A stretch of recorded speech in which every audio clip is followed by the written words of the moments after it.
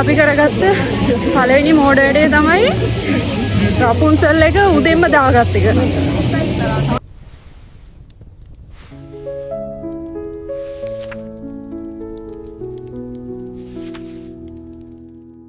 යුවනස් diary හැමෝම දන්න කතාවක් තමයි මේක. ඒත් මේක ඇස් දෙකෙන් දකිද්දි දැනෙන හැඟීම වෙනස් එකක්.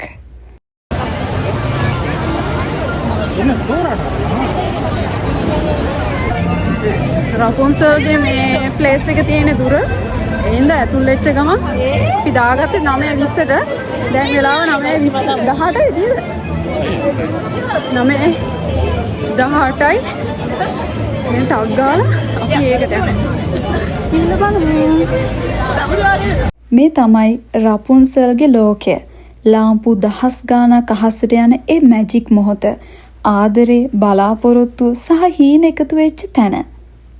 මේ රයිඩ් එකේ යද්දී ඇත්තටම කාටුන් එක ඇතුළටම ගියා වගේ හැඟීමක් තමයි මට දැනුනේ. අපි කරගත්ත පළවෙනි මෝඩ වැඩේ තමයි රපුන්සල් එක උදෙන්ම දාගත්ත එක. දැන් මාර දුරක් ඇවිල්ලා තියෙන්නේ. ගොඩක් මේ තැන් මග අරගෙන තමයි මේක හොයාගෙන යන්නේ. ඒ හින්දා අනිවාර්යෙන් රපුන්සල් බලන්න ඕන උනොත් මේ පළවෙනි එක විදිහට රපුන්සල් දාගන්න එපා.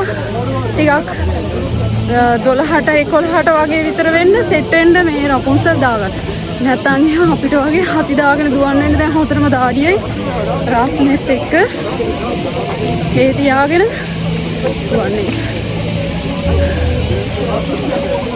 හැම ඩීටේල් එකක්ම, හැම ආලෝකයක්ම, හැම සීන් එකක්ම හිතේ දිගටම රැඳෙන මතකයක්.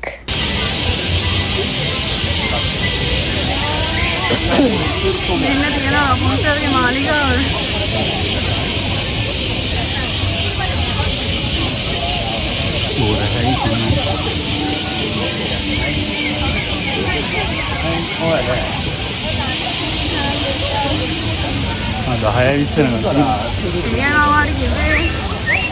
සයක්ම දෙනවා කියලා.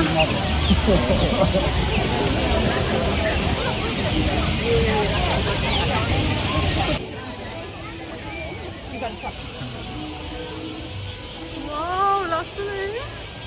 මේ කැමරා මොනවා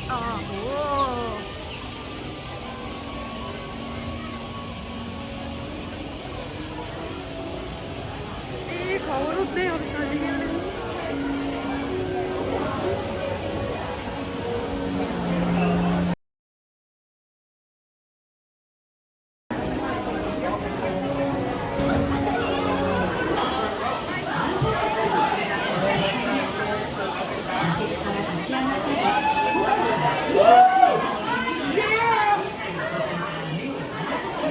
හරි ඉස්සරහ දෙන්න පුළුවන්.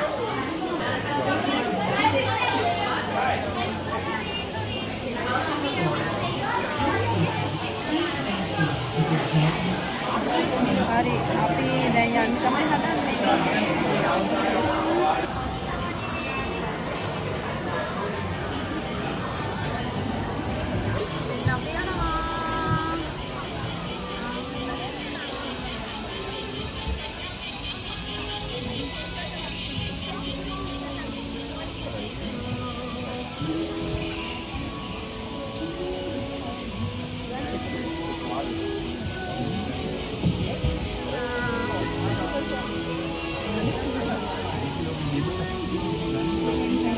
රපුන්සල් ගන්න තමයි හදන්නේ.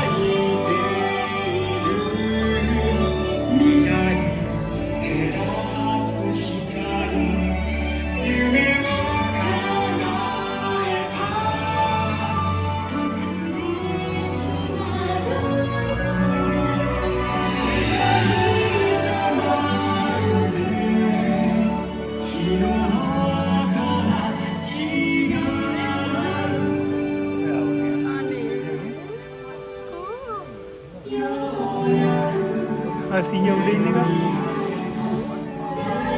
ਹੁਣ ਹੋਇਆ ਹੋਇਆ